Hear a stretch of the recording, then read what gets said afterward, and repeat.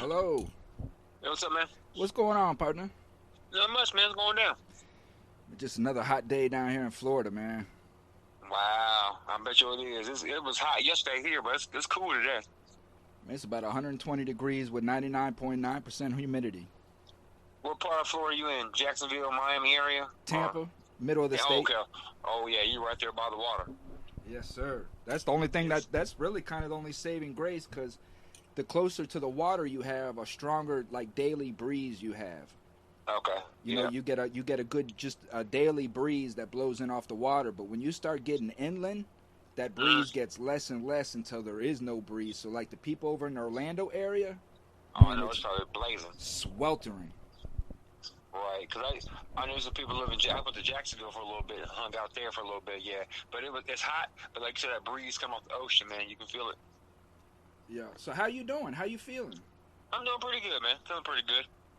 Well, let the listener know what kind of things that you've been dealing with here as of late. Okay.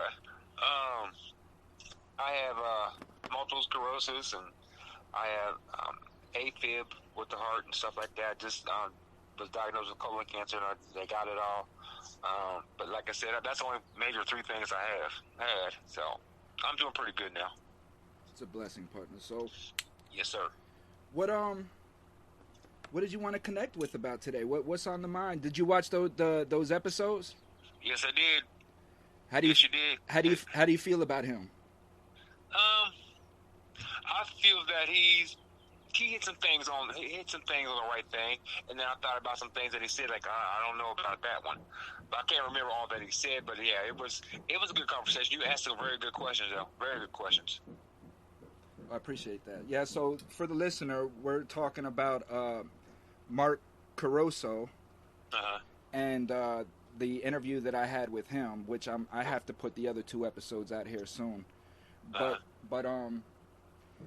I like him. I think he is sincere. Yeah, I think he's real.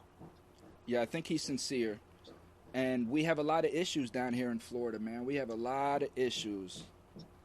Ohio too. Yeah, we got a whole bunch here, man. A whole bunch here.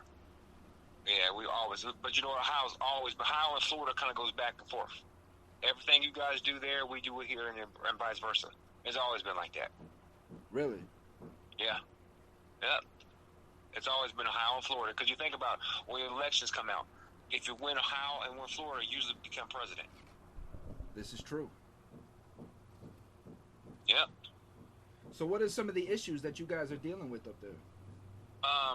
The housing aspects for when people get out of prison, men and women.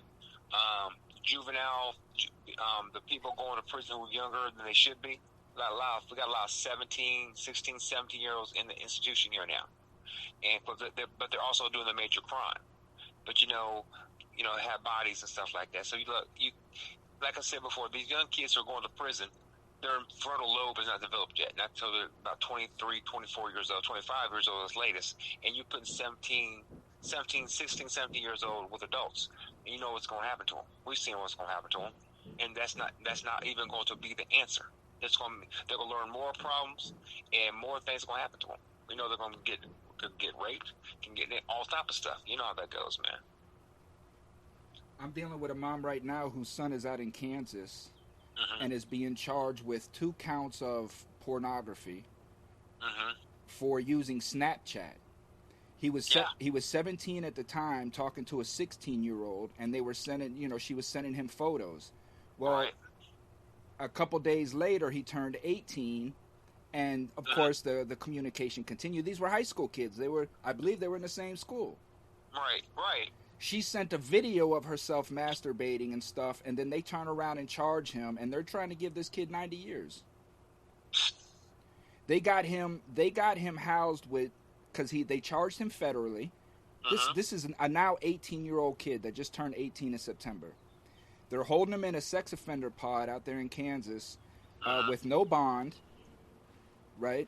He hasn't even gotten his discovery yet. He's been in jail for almost 9 months and hasn't even gotten his discovery yet.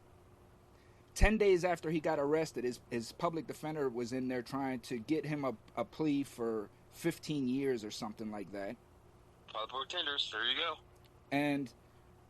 And they're for whatever reason they're trying to railroad this kid. Like you said, he's a kid. He's 18. He has no idea what's going on. Over in Virginia, I'm dealing with another mother whose son was 17 years old and is addicted to Xanax bars. Okay. One night he was completely Xanaxed out, and I know what that looks like as being a kid, and a lot of kids around me were big on those bars. Yeah, right? Bars is big, man. You're right. So I know what that looks like. I mean, these kids were foaming at the mouth. They were incoherent of anything going on around them. They were just moving zombies, right? And this kid, I guess, got into an altercation with the stepfather, and had like a little pocket knife and grabbed his little pocket knife and rushed out of the house. And the mother, right, who is an ER nurse and trusted the police her whole life, being in the ER, dealt with cops every day, trusted the system, completely naive, called the police to do a welfare check because she said that she was scared about her son. Right. She didn't know what to do. Right? So when the police get there, they don't announce themselves, and they rush up behind him and tackle him, and in that process, he turned and stabbed the cop in the leg. Wow. They're charging this 17-year-old kid with attempted capital murder on a police officer. Lord. Took him to trial, found him guilty, and they're trying to sentence him to 70 years, or they did sentence him to 70 years. The judge completely went against the recommendations as to sending him to a drug rehabilitation unit and sent him to a maximum security prison there in Virginia at 18 years old. Wow, for stabbing a cop in the leg with a pocket knife. Right. Come on. Capital murder, attempted capital murder on a police officer. Through the whole trial, she said, the whole courtroom was filled with nothing but cops. That's how it goes. They put this kid all over the news as this crazed out, drugged out kid who was trying to kill a cop. Right. And the judge, the whole time through the trial, like the mom said, she was just picking at her nails, wasn't even paying attention. Some of the jury was asleep. Like, they knew what they were going to do with this child. They just had to go through the process. Exactly right. They had to make an example. You're right. That's what they did. That's messed up. This woman, right, Bobo? This woman, she was on the verge of committing suicide because at the end of the day, she was wearing the guilt of bringing all this to her son. If she wouldn't have just trusted the police and called the police that night. And I can sympathize with her holistically because this same incident happened to me and my daughter just a few short months ago, where my parents, right, my daughter was dealing with, graduation, college, all of this pressure. And she broke into her mom's alcohol cabinet and had a little bit of alcohol there at the house and went out of control because she don't know anything about alcohol, and she mixed brown liquor and white liquor. Yep. And it drove her crazy. And her grandparents were on the phone with her, and they were scared because this girl was talking stupid. Right. They called the police to do a welfare check. The police go there, and what do you think they do? They Baker Act my daughter. You know what I mean? There was really there was no question about it. They just come there, they throw handcuffs on her, throw her in her cop car, take her to a mental institution. See, that's a problem. That's a problem right there. Overreacting for what you think you see.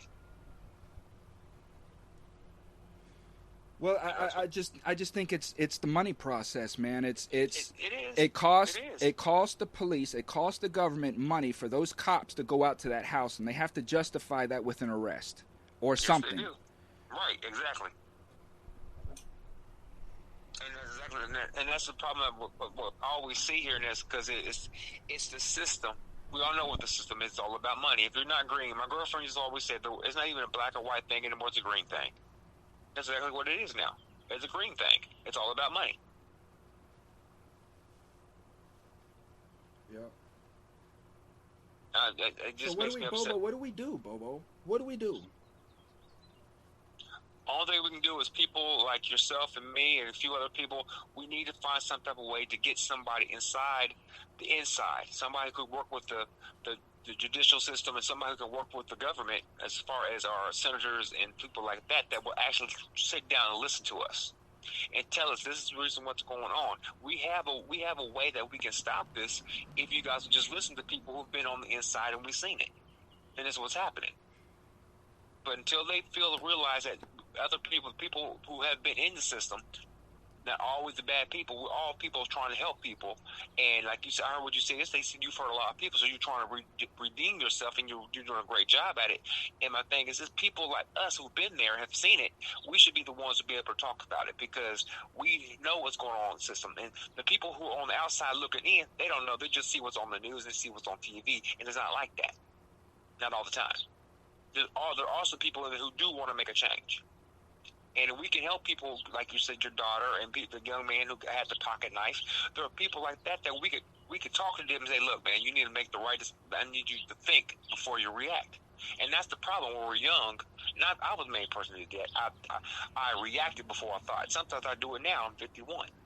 And like I said, we need to think before we react, because that is the problem right there. When we have that one little space that we pause to do the crime, if we would take that pause to make us think about what's the repercussions going to happen.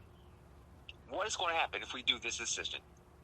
How many people are we going to hurt beside our family and us and our victim? What about the victim family, if there is a victim? We need to sit back and think about that. If we find a way that we can get these young people and these people before they do a crime to understand you need to use your mind before you react. Well, that's the thing, Bobo, is it's hard for an adult to do what you just did. And the pressure that we have on our children today, and we're expecting them to make the right choices in the face of having to go to school and talk about their sexual genders, having to understand what critical race theory is and all of this stuff. And yet on top of it, make sound decisions with their life, because one wrong decision could land you in prison for 60 years. You sure can. You're right. And we expect these children to make that right decision every time. And we can't even do it as adults. Exactly. Like you said, I said sometimes I'm 60, I'm 51 now, and I still sometimes react before I think. And I know what it can happen if I do it. And like I said, I just react because I want it. We're on that. We want it now. We want it now, mind frame. Because if I want it now, I'm going to go get it. And I'm not thinking about how I'm going to get it. I just want it now. And sometimes a lot of these kids say, well, no, I'm going to go ahead and I'm going to take this gun. I'm going here and rob this place. I'm going to get that stuff that I want right there.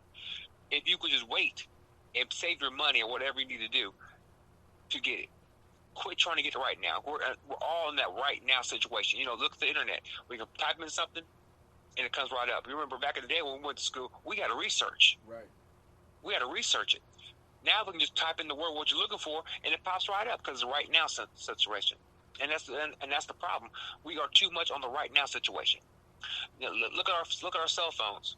Remember back in the day, you had the rotary phone. The rotary phone. We can just take our phone and push the button, and pull up the people we're gonna call. That's right. Sometimes we'd have to wait a week or 2 weeks to see our friend again to know what was going on. Exactly. And that's the problem, man. It really is the problem.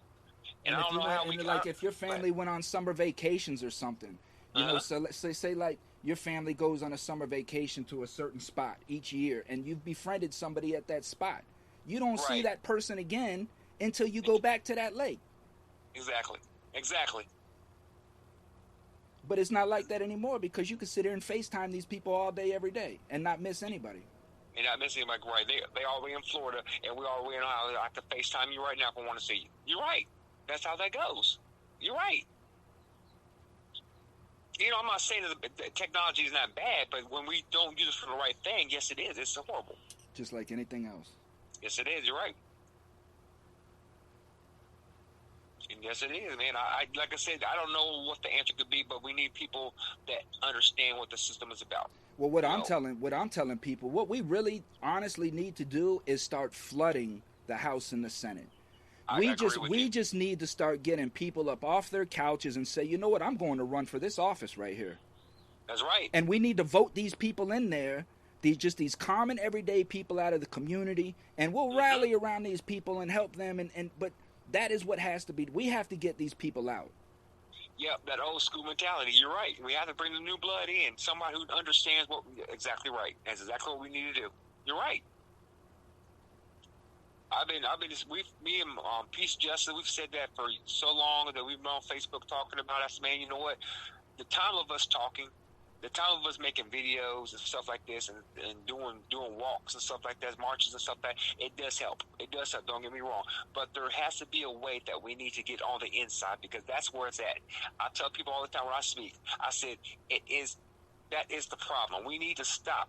It's not the president. It's the Senate and the Congress and the people underneath them that make the changes. That way that we can boycott what he's about to say in the White House. Because I don't give a crap who's in the White House, because nobody is for us. Period.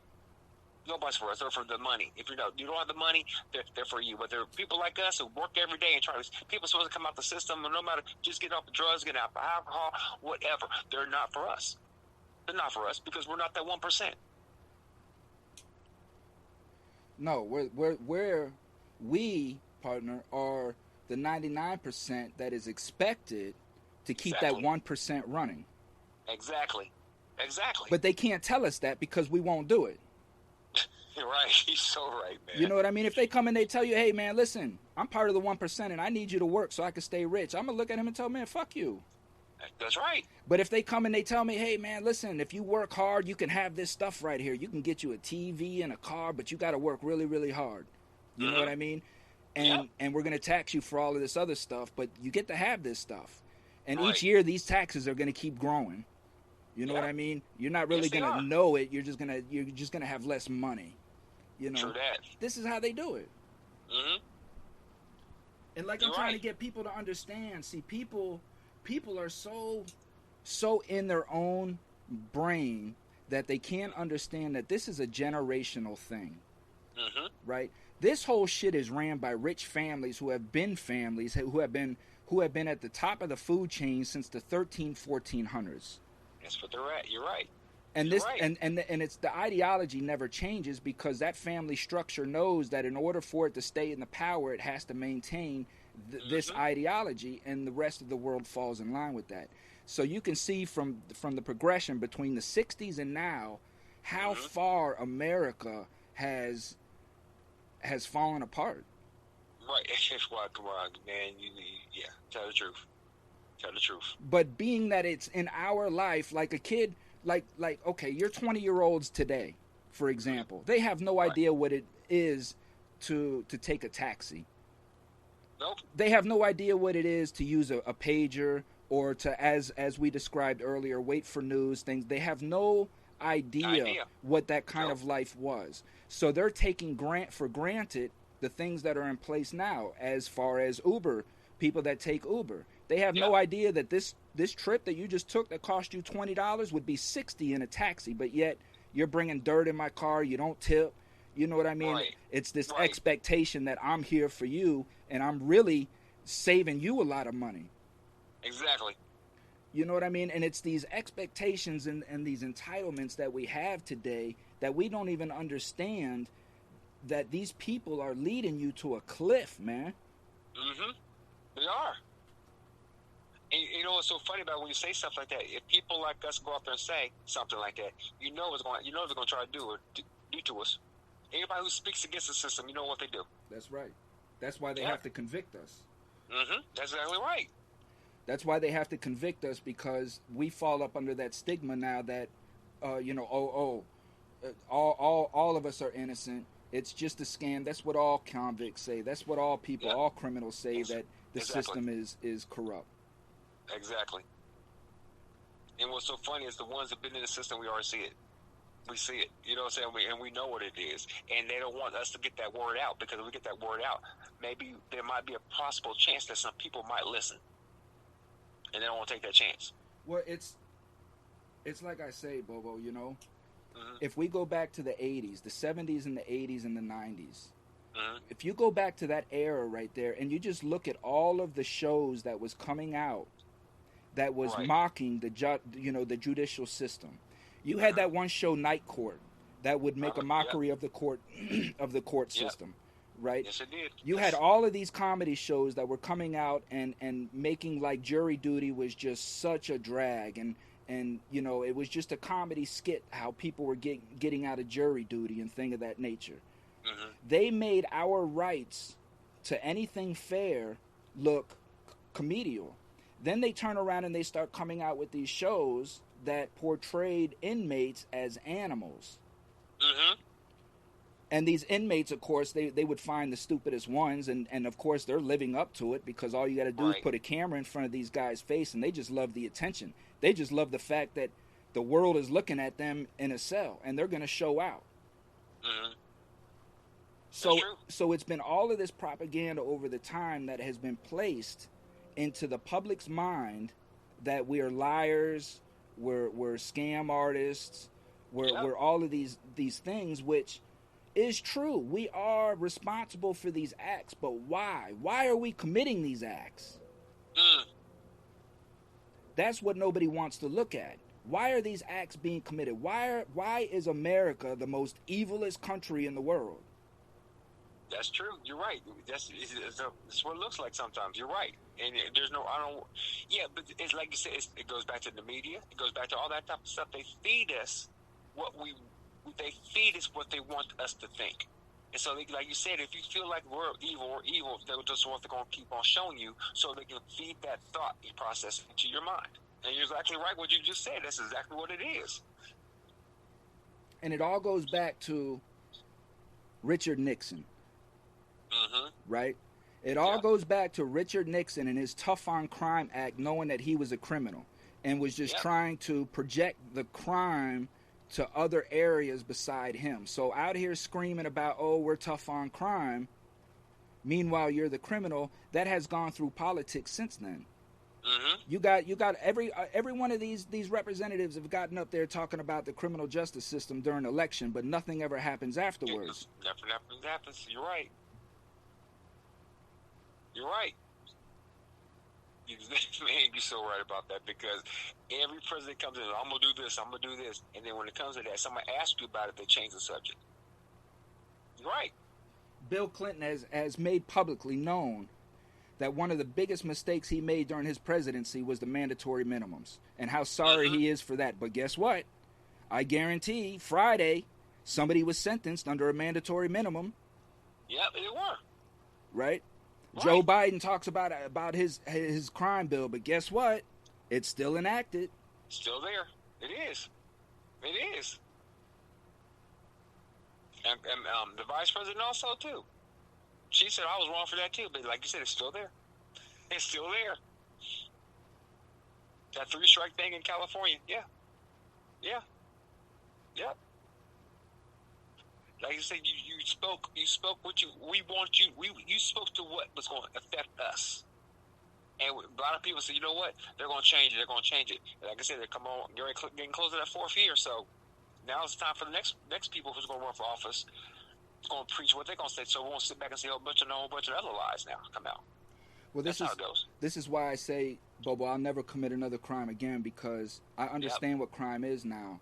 And I'm urging the communities to stop being used as an agenda so these people can point at us for these tactics that they use against us. Right? If the crime isn't there, if we're not doing anything, what are they going to point at? And then when we come to them and we say, listen, we don't need these prisons no more. Shut them all down. We don't need these cops. Start taking all this shit from them. Right. What are they going to say? Because Bobo, you was a government worker. And you worked inside the prisons. When they take something away, they never bring it back. No, they don't. You're right. They don't. It's so funny, man, that you said that, because that's exactly you're right. Because me and my mother was talking about that not too long ago, because she used to teach in a prison too. And then she said, I told you to tell her all the stuff that was going on inside there when I came home. And she said, that's not how it's supposed to be, Stephen. That's not how it's supposed to be. That's not what they always told us. I said, well, it is like that. I used to think the same thing you thought when I was inside working. But then when I came on the outside and saw on the other side of the fence, I said, exactly what we say. Exactly what we talk about. It's right there. And you will never be able to say something, because I told her, I said, sometimes when I was on the inside, I said, man, I should try to break this green line. I said, yeah, boy, we'll be here now today talking to you. I said, because they'd have me killed. I already know that. Because in the day when I was helping inmates or helping guys, and while I was on the inside, I come out and find out my tires slashed. Yep. You know, stuff that I've seen that. You know, when you try to help and try to talk to them and don't write them up because, you know, the other CEO was wrong for what he did. You didn't write him up because you've seen what happened, and then you don't say nothing about it. Then you come out that next day and your tire's flat. Two of them, so you can't replace them. You can't get home, so then you have to call somebody to get your car towed back to the house and get 2 new tires. Yeah, that happens. Yeah. I've seen it. And the thing of it is that the cocksucker that flattened your tires is sitting there probably watching you having a call tow truck and all that too. Yep. More money coming out of my pocket. Exactly. Yep. And then you go back and say, "Can you pull the video? Oh, that camera wasn't facing where your car was parked at, or no, where there's nothing. And we try to see, we don't see anything." Yeah, right. Okay. You know damn well there's cameras all over that damn parking lot, all over that place. Yeah. You can see. Let the warden get jumped in the parking lot. I bet you they'll film that. Yeah, exactly. Yep, I've seen it. I know it. They think it's like it's a game, man. It's a game. It's a game, and I need people to understand that we need to learn how to play chess, not checkers, and that's exactly what we need to play because they're trying to play chess, and a lot of us try to go and try to play chess like it's checkers, but you can't play it that way. For the listeners to understand who I'm speaking with, his name is Stephen Bobo, and he was a correctional officer, and he ended up doing some time for illegal activities within the institution. As the representative and I had in a prior conversation, you know, these things go on, and Bobo fell into that environment, that trap. And so there's a discussion that him and I had in a prior episode where he lays all of that out of how he got into that lifestyle. So check out that episode so you'll understand where Bobo's coming from now. But Bobo, do you mind me calling you Bobo? No, man, it's no problem. Okay. That's what everybody calls me. You're cool, man. Well, that's anybody that I knew with the name Bobo. That's what they always went by. So it just fell in line for me. I never really asked you, so I apologize for never asking you. But my friend, you are straight okay, man. I guess these call me CO Bobo when I was on the yard. The same thing when I became a returning citizen, and I was on the inside. It was always Bobo there too. So I've always been Bobo, always. It's just what it is, man. When you got that name, that's what you're cursed to. That's just what it is. Exactly right. I agree with you. You're a good dude, man. I appreciate you reaching out to me from the beginning and doing the show with me. Yes, sir. And like I say, I'm nobody to fear. I'm nobody to fear to sit down and have a discussion with, as long as your discussion is rooted in truth and what's really going on. There's nothing to hide from. What you do have to fear is if you do have secrets or you do have an agenda, because I, Mr. Thomas FreeMe, will uncover that. There you go. You know what I'm saying? So, but I love these conversations, man, and I love having them with people who are in the community because I know that's where the truth is coming from. The truth has always came out of the hood. The truth has always came out of the black community. That's one of the reasons why I fell into it at a young age, and I was impressioned by it because what I was seeing from them and hearing from them made sense to me. Everything else didn't. Exactly. You know, and it's funny, like you said, I came from the hood, as you would say. You know, my mom and my real father were divorced and gone. You know, all that because I was raised by my stepfather and my mom. But at that time, my stepfather was telling me what you're telling me right now. I didn't want to hear that when I was a teenager. I don't want to hear that because my first thing was, you're not my father, so why are you telling me this? Right. But the same that you're telling me now is the same thing my stepfather was trying to tell me when I was in teenage years. And see, if I would listen to him, I never would have went to prison. I'd probably been doing something else spectacular. But here's the thing is, I did not want to listen because I was on my own agenda. And sometimes your own agenda can just steer you the wrong way because you don't know at that age. You don't know. I didn't know. I thought I knew, but I didn't. Yep. And like I said, Harold Woods is my stepfather, and he tried to teach him. I go back to see him now, and I sit down on his couch, and we talk. I apologize. And I said, man, I really want to apologize to you because I was wrong because I thought I knew it all. And he said, man, I understand. I do respect what you say to me. I do accept your apology. And we talk now. I gave him my book. I autographed my book and gave it to him. Me and my girlfriend autographed our book and gave it to him. And he said, It was one of the most realest book I've ever read because you told the truth of everything. I said, you know what? Here's the thing: is I have to tell the truth now because I put it in my book. And books are also check everything you say because if they can get sued, of course, if it's the printing company. Exactly. So they check everything you say. Like I said, I've never ever came back, never stepped down for what I've done. Because eventually, like you said, you can pull up anybody's name on the internet and you find out anything. So there's no reason to lie about it. Tell the truth. They always say the truth will set you free. Well, and there that goes. For me, it was understanding where the truth, because once I understood that my mind, my brain, my knowledge was 90% inaccurate, right? I wanted to understand what the truth really was. So I went on a deep dive of what the truth was. And that's where I started to understand that the truth comes from the oppressed. Anybody that's in an oppressed situation is going to be speaking the truth because that's all they have. Right. The oppressor in any situation is going to be the manipulator because he's the oppressor. Right. So once I understood that, then in every situation, no matter what it was, I would start to see who was the oppressed and who was the oppressor. And that would help me determine a little bit of who was telling the truth and who wasn't. Where was the truth coming from? Right. I agree with you. And that's when I started. And that's when I started to understand, because I was big, Bobo, on this white privilege thing, and it was bullshit, and it's just excuses. And I was big on that, just get over it, like the Indians did and the Mexicans did. That's how I was, because I truly didn't understand the economical portion of it, the economics. My brain wasn't it just wasn't taught in economics until I just started, got older, of course, and started researching, and then really truly started understanding about generational wealth and being able to pass down things from generation to generation and such. And it just made me start looking at everything differently. Yeah, it does. It does. But all of that was rooted in the fact that I was done wrong by this government. I hear you. I hear you on that one, man. You're right. Just like the mother out in Virginia, who was so naive to the system, didn't understand until it happened to her. And this is what I'm trying to get these American citizens that have not been touched by this system yet to understand. That's right. That's right.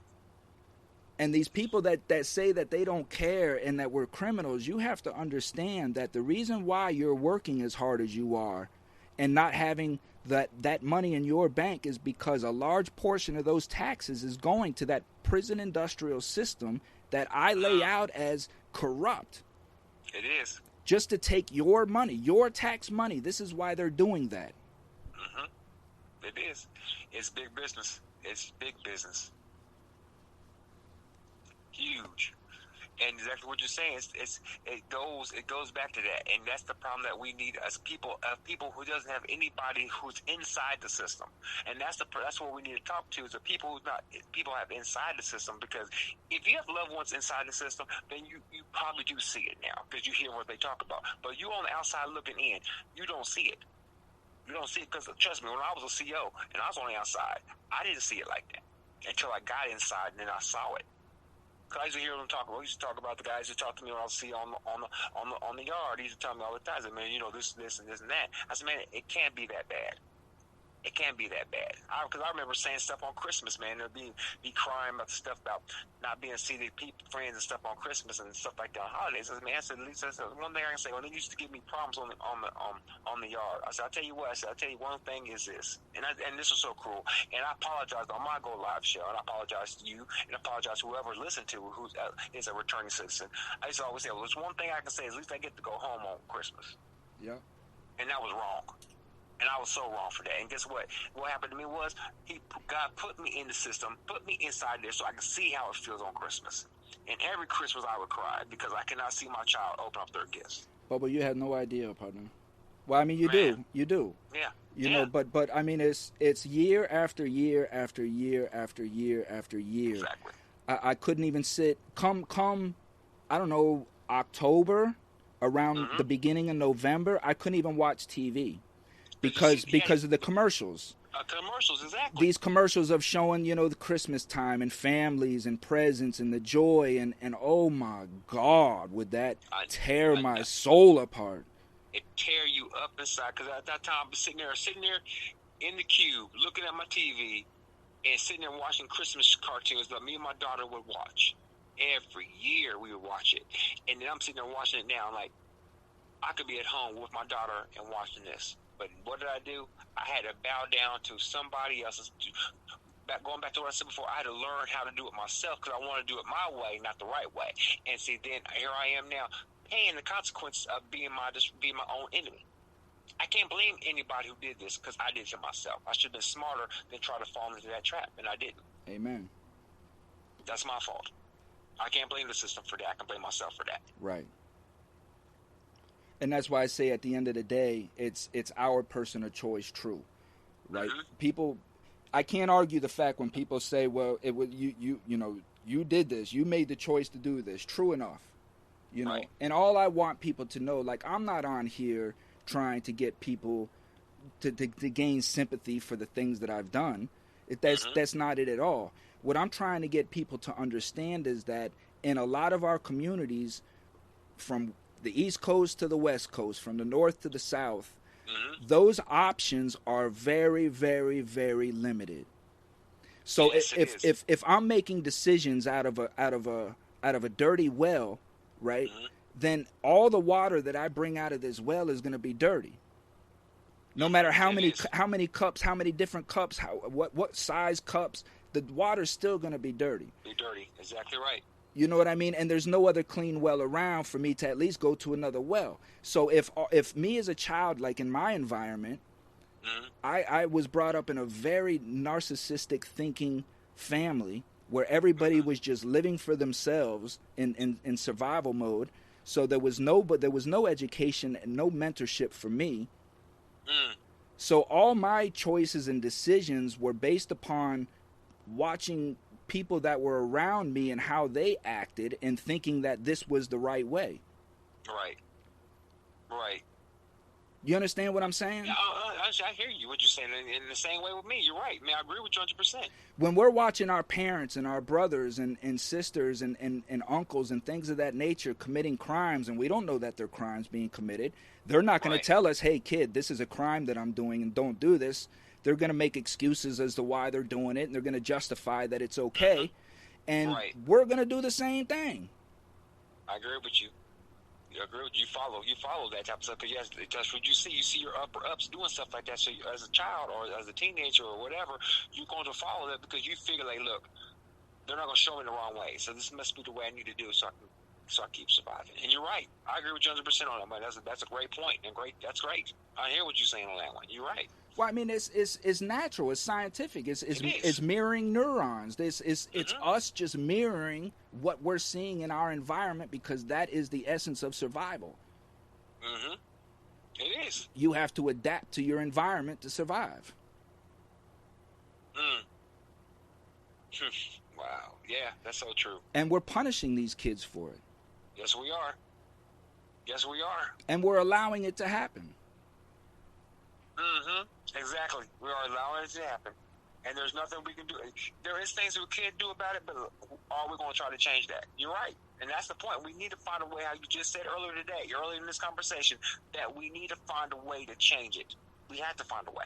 You got a kid out in Kansas right now with pedophilia charges. That means that the whole community has turned their back against this kid without even knowing the whole scenario. They just see those charges and they're, get his ass out of here, right? Exactly.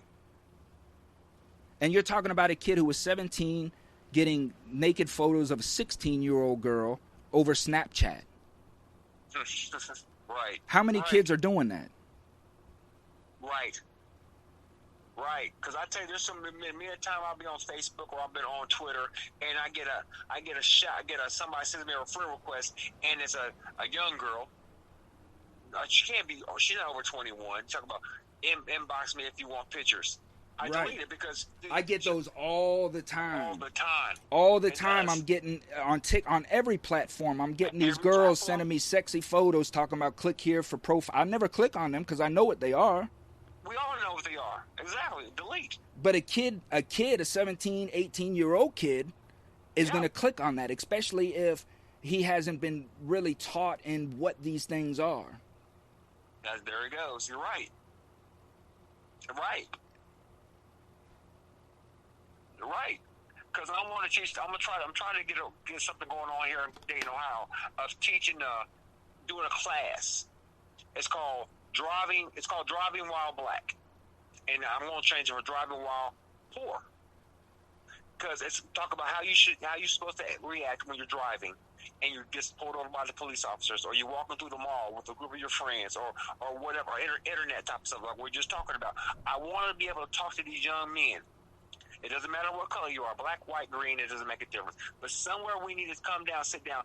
When you are in a car, or when you are on the internet, just like we're talking about, everything that we see on the internet, everything we're in the car, we need to make aware of, because you are being watched. If the police pull you over and you're poor, I'm going to say poor, I'm not going to say black, white, or whatever, when you are under the income of what you think you should be, and they pull you over, you are already profiled. So guess what? You need to do the right thing and be smart on how you handle yourself. Because when you walk through the mall, because I remember, like I said, growing up, when I went to the mall with my friends, I couldn't go to the mall on the bus unless I had over $20 in my pocket. And nowadays, it probably need to be a little bit higher. I have the cost of living. But, I never could go to the mall without $20 in my pocket. If I was going to the mall, I just couldn't go to the mall with bus fare coming and going. Because my mom said, why are you going to the mall for? You don't have the money to buy nothing, so why are you going? And see, we need to contact our kids before they make decisions like that, because that's how things happen. You go to the mall with no money, you start seeing people buy stuff that you want to get, you might end up taking it. I'm not saying you are, but that mindset is like, I want it now. So I need these kids to understand, if you don't have the money, there's no reason to go to the mall. I'm not saying walk around outside, pick up a book, read, play football, play basketball, do something something outside. You don't have to go to the mall and end up doing something crazy, because that will follow you. That will follow you. And I keep seeing all these kids on TV here in Dayton, see these kids doing crazy stuff like shoplifting, and it turns out to be a big fight, or somebody gets hurt, or somebody gets killed because of a fight. Now, there you go. But one decision you made. Go ahead, I'm sorry. No, you're fine, Bobo. I'm just sitting here thinking. But the thing of it is, though, that once these kids have been exposed to this, right, you're not going to be able to take it away from them. No, you're right. It's the parents. Right. It's the parents. It's the parents that are exposing this to their children at 2 years old, 3 years old, because they may be a single parent and they're overwhelmed with work, and this is a perfect babysitting device. It is for these kids. It is. But that is where the error is beginning at, because you're training this kid to be involved in this electronic device from an early stage. Right. They are. Because I don't know how many times I've seen parents. When you said a single mother, I get that. I respect the mothers who are single and they do this stuff on their own. And when they put the TV on, and then they go take a nap, so the kid can just sit there and watch TV while they take a nap, while they get off work. But and that's the problem there. Like you said, you're brainwashing these kids that this is their adult figure is what they're seeing on TV. You're right, and that's what, and it's wrong. But I understand why the women have to do it. But see, and then the thing of it is. Why is that woman single to begin with? Why is she having to hold that household by herself to begin with? And again, that's why I say all of these problems are a design, because they already know the outcome, the domino effect of creating this oppression. They already know by working these people the way that they do, crimes are going to be committed. The house is going to be broken. Right. Stress is going to be there. Yeah. Pressure busts pipes. We know this. So let's apply the pressure and give them all the elements, the liquor stores, the strip clubs, all of these things. the gun shops, the pawn shops, the casinos. Let's put all of that right there in this little area. Yeah. Yeah, you're right, man. You're so right. Oh, my God, you're right on that. It's right there. Wow. No matter what casino you go to, it's going to be in the poor neighborhood. Exactly. Down here in Tampa, the Hard Rock is I don't know, a $250 billion project. Right. Right in the middle of the hood. Like in the middle of the hood. The projects is right across the street. I was driving down the street. We were driving down the street a couple of days ago, and we have a casino here in Dayton, Ohio, and it was crazy. The city bus drops you off at the casino. So there's no excuses now that you can't get to the casino because you can catch the bus to the casino. That's exactly right. All the elements of crime is there. All they have to do is apply the pressure, and they know a large percentage of those people are going to fall subject to that pressure. They're going to go to the strip clubs while they're drunk, lust over women, go home, beat their wife because their wife don't look like what they just saw in the strip club, and they're angry about that. Exactly. You know what I mean? Or however that spawns into from the strip clubs. The bars where guys are just leaving work, taking their check, going to the bar, sitting at the bar for 6-7 hours, spending their whole check, then going home, creating chaos there in the house because he just spent his whole work check. Mm-hmm. Yeah, right. You're right. All of these elements have been put there, and the cops surround the poor neighborhoods. They're in there every day waiting on a call because they know it's coming to take these people away. That's just like the one day, I don't know, I'm pretty sure they have it there too. We have a thing here that in Columbus, Ohio, and they have one here in Dayton. So when there's shots fired, they have a sensor somewhere in this city that they can dictate where the shots were fired before the 911 calls come in. Yeah, they have that here too. Yep.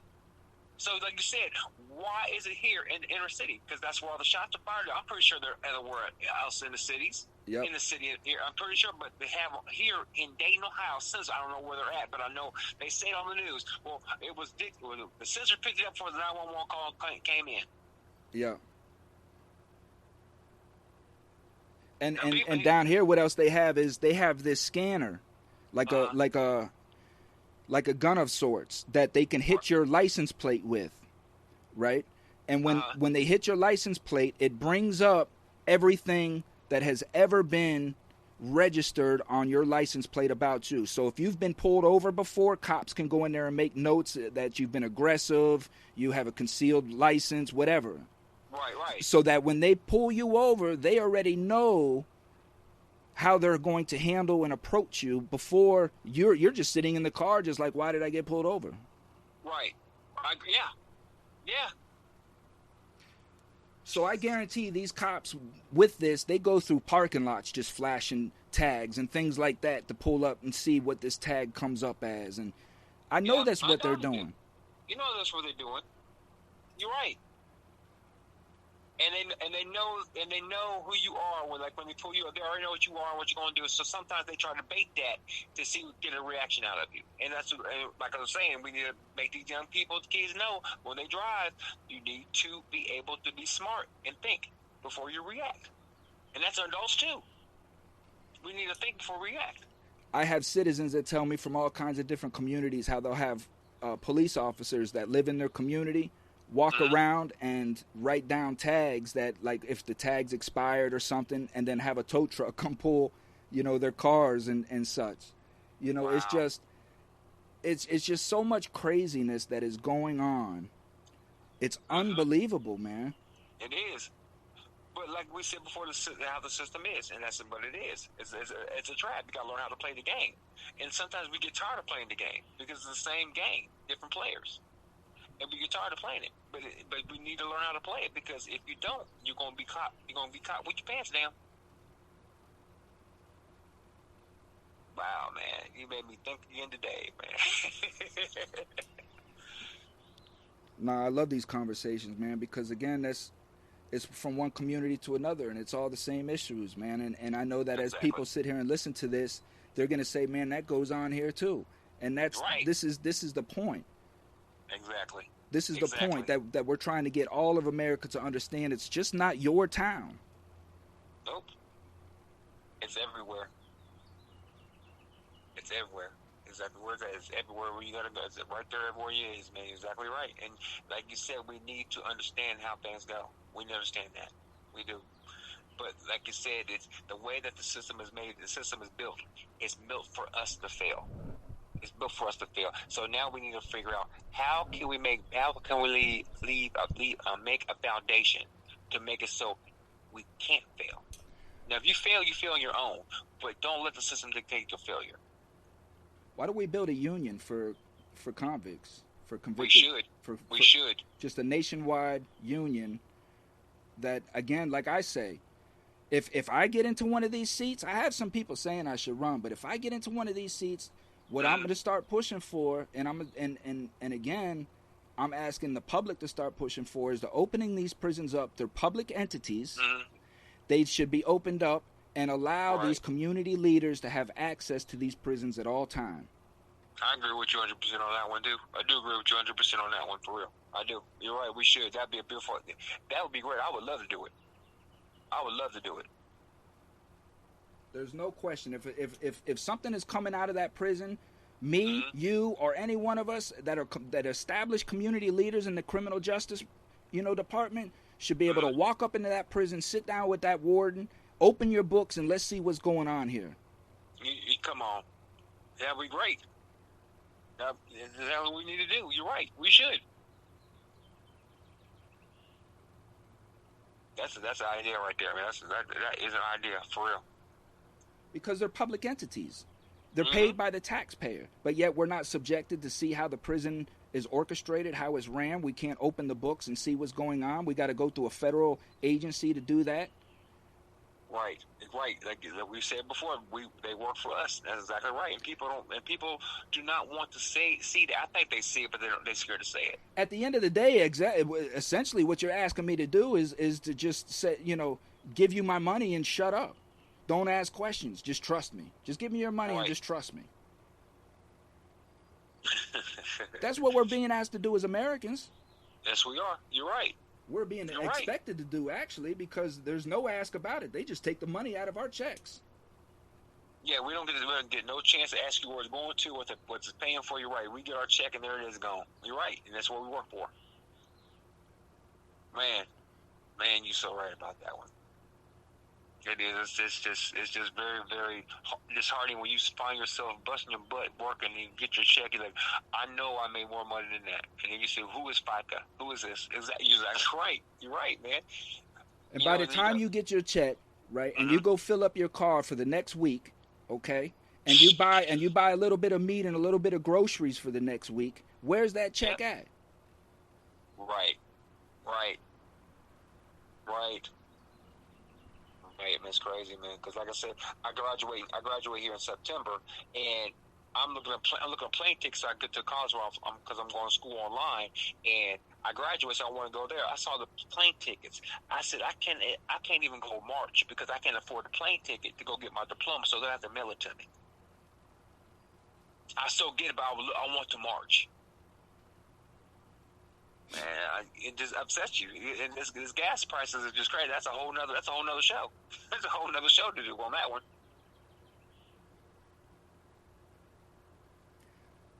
We need to do something, man. Either we lay down, either we all say, you know what, we ain't going to work no more. We ain't paying taxes. We ain't using your gas. You can shut off all this electricity. You can do whatever the hell you want. We're sitting our ass down. Right. Except, you know what, you're right. That's what needs to happen. We have to make some type of stand to let this government know that, hey, we're tired. Right. We are tired. And we're the whipping days, the whipping boys over, man. It's like I said, you work every day. You want to come home and chill sometimes. You don't want to keep busting your butt to go out here and do what you're supposed to do. But you know what? That's what we have to do. And that's what you're going to do. Like you said, that's what you're going to do because, quote, quote, quote, we are trained to do this. And I'd say trained because we're not animals, but they act like we are. We have to be being trained to do this. And it really irritates me so much when I see these people out here joyriding and hot riding and stuff. I get it. You guys are trying to have fun and stuff like that, but guess what? you're wasting gas that you could be saving, but you out here hot riding around doing donuts and parking lots and stuff like that. And I'm trying to struggle just to get my food or get back and forth to work. Struggle. That's the sheep, partner. I deal with that within my own family. You know, yes. they're so, they want to hide their head in the sand so deep, you know, and just, I don't believe that. I just don't want to believe that. And they just carry on as if life is normal. And it's mind-boggling to me. You know, this is what I get almost every day is I'm too serious. I'm grumpy. I'm aggravated all the time. You know, I'll go on dates with you know, some women, and they'll be like, you know, well, you're too serious and your conversations are too heavy and all you ever want to talk about is life and what's going on, and, you know, don't you ever talk about anything light? Why? Well, and that's my question. I hear what you're saying, and I would love to. I would love to be relaxed and talk about sports and things of that nature, but when you know something, you can't unknow it. It's right there. You see it every day. Like I said, it's broadcasted in your face. But if you choose not to see it, that's on you. But I'm going to see it. I'm going to talk about it.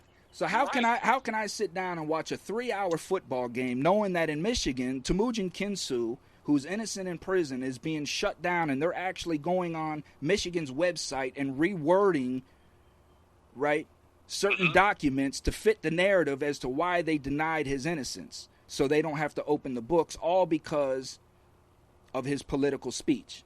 So how can I sit here and watch football knowing that these things occur? Right. Because to me, that makes me feel like just a compliant sheep. I'm just doing what they want me to do, which is to sit down, be entertained, and just ignore what's going on. I agree with you, man.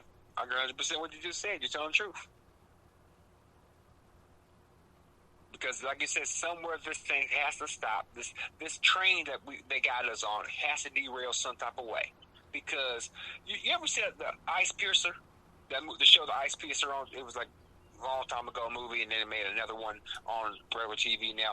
It's like a huge train after the Ice Age comes back, and they have the train is choreographed for individuals, families of their class. You have the poor up in the front of the train. You have the working class. You have the real rich in the back of the train. They live like millionaires on this train. And the thing is, the people from the front of the train, who are all the poor people, they work their way all the way through the train with fighting and stuff like that, and they try to disrobe the train. It's almost what we need to do nowadays as far as helping people who have been inside the system and people who are low income to be able to disrupt the train so we can have a say in what in this world. And what you just said, we need to be able to have someone inside up or somebody who can be a political person that can say, hey, look, I've been inside the system. I've seen what the system does. You need to vote for me because I can change this. I'm not going to be Democrat. I'm not going to be Republican. I'm going to be this. Because you can't be Democrat or Republican because they've already set their grounds. So we need to find a way to be another type of group, another type of political group that can be, look, this is what I'm for. I'm for myself. I'm for you. I'm not for the Democrats. I'm not for the Republicans. Form your own group. We the people. Group, we the people. Exactly. I agree with you 100%, man, and that's what we need to do. I'm with it. Man, for real. If I know the people will vote me in here in the Tampa Bay area, I'll run. I would too here in Dayton, Ohio. I sure would, man. I would. I already told him that. I said, man, you guys put me in that seat. I promise you, I'll go in there and grab these politicians by the shirt and ask them what the hell is really going on. I promise you, ain't nobody gonna come to me with nothing because I've had that stuff and I know what comes with it. Yeah. You know what I mean? I know what comes with that stuff, and I don't want it. I agree with you. I know where humanity is going. Right? And I actually care for people. I care for human beings. And I want people to experience the joy that I want to experience. But I know where that roadblock is at. And I'm willing to tear it down, but it has to be a communal thing. It does. It does. It exactly does, man. It does. That's something we need to talk about, man. We need to think about doing. Yeah, we do need to think about that. We need to talk about that for real. Because I know a couple more people who have been out the system and talk the same way you do, the same way I do, and would love. Matter of fact, I'm gonna let him know about you. So I'm JD. I'm gonna let him know about that because you guys should talk because you guys sound just alike. Yeah. Just alike. Well, send him. I'll send you the link to this show, and you send it to him, and he can listen to it. And right, I definitely will. And all three of us can get on one. Man, they don't want to hear that, man. When you tell the truth, they don't want to hear that. But see, but this is why it's important for my listeners to understand as well. Exactly. Like, again, I'll repeat, I do not commit a crime. I'm struggling, Bobo, and it could be very easy for me to get out of this position. I know I could get back into that old dope game, right? Of course. I choose not to. The thing of it is that the reason why it's important for my listener to understand, I'll live under a bridge before I commit a crime. But it would be very, very easy for these people to pull me over, throw some dope in my car, because that's my track record. And they will put me in jail, and I'll sit in jail for years fighting against this. But guess what? I've been shut down. Everything I'm doing is shut down. And nobody's really going to stand behind me because my track record shows that. So people are going to be like, well, shit, he just went back to selling dope. There it is. Right. That's true. That's exactly what they would say. And not listen to the whole story. You might tell the truth. And, oh, yeah, we already know what he does. He went right back because he couldn't make it out here. That's exactly right they will say. You're right. That's why I tell a few of my organizations that I deal with and such that if I don't post... Hold on, let me let this guy. This big old hog. But if I don't post, if I'm just missing, these people don't wrap me up. And for these organizations to come after me. Right. I agree with you. I agree with you 100%, bro. For real. I tell people all the time, like you say the thing, if you don't hear from me, you don't hear me saying anything online or whatever like that, then yeah, like you said, you need to find someone who does know me personally and find out if I'm okay. Exactly. That's exactly right, man. That's so true. And it's bad that we have the mentality to think like that. I know some people say, man, you just really, really, just really, really cautious, or you just, what's the word that people used to try to say that you're a conspiracy theorist? I said, no, it's not about being a conspiracy theorist. It's about I know what could happen. Well, that's what I tell people. What is a conspiracy? Is a conspiracy something that you've seen with your own eyes? Because I've seen these people do that. Hey, come on. Right. So if I've seen aliens, you can't tell me that it's a conspiracy theory because I've seen it. Right. Exactly. So true. So true. You're right, man. But yes, man, I will definitely get a hold of JD, man, and give him the link so he can get on here with us, man, because he's my God. You sit there, man, God, you said the same exact thing. Yeah. The same exact thing. Because it's the truth, Bobo, and that's why I say going back into the discussion portion is when you have two people that understand what's going on, I promise you it's always going to come back to the same element. Because we know. This is, again, why they ostracize us from the community, because we go through the system and we know the truth, and we're coming out saying, man, this is some bullshit. Exactly.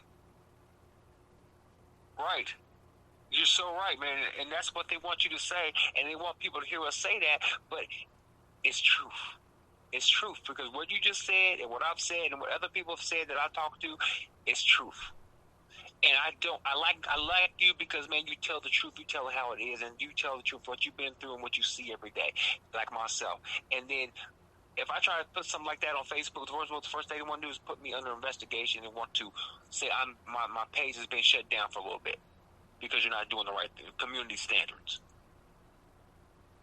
Yeah. Because you told the truth.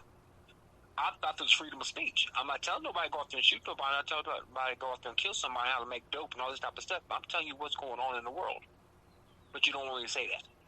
I don't get it. Prove me wrong. That's right. Exactly. Listen, I can stand a correction.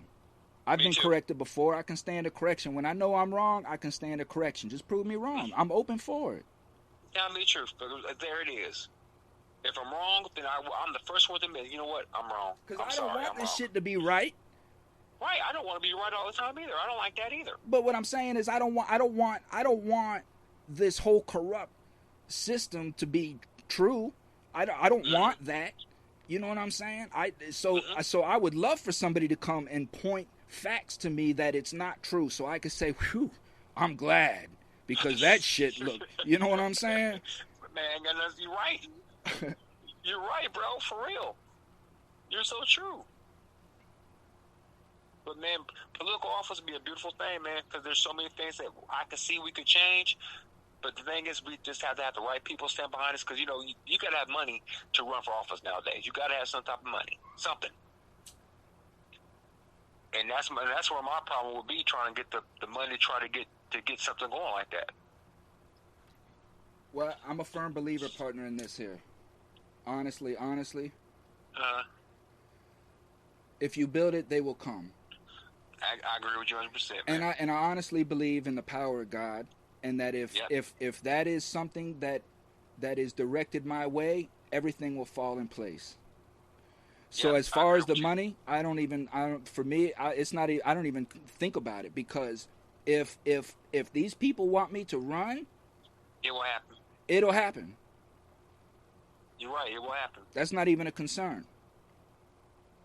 If there are people that want change and want fresh faces in there, and they feel that I'm a good representative to go in there and hold down the truth of what's really going on, right? I wouldn't even have to market myself. Ooh, that's true. That's so true, man. I didn't think of it like that. You're right. Boy, you're right. I agree with that. Don't let money ever be an obstacle, partner, because it's there. I agree with that, man. All it is just a valve waiting to be turned on, but it's there. The pipe is built. Man. That's good. I like that, man. I agree with that 100%, man. Let's do it, man. I'm with it. Get me with DJ, you say, and let's figure out what we can do, partner, because that's what I am, man. I'm solutions. I'm here for solutions. I'm here to get shit done. That's how I've always been. I don't care whose fault it is. I just want to know what the fault is and how to fix it. I agree with you, man. I'm down with that, too. Let's do it. In the meantime, man, go rest, man. Take care of yourself, Bobo, man. We need you, partner. No problem. I need you, too, bro. Thank you, man. Absolutely. Enjoy your Sunday. Right. You too, man.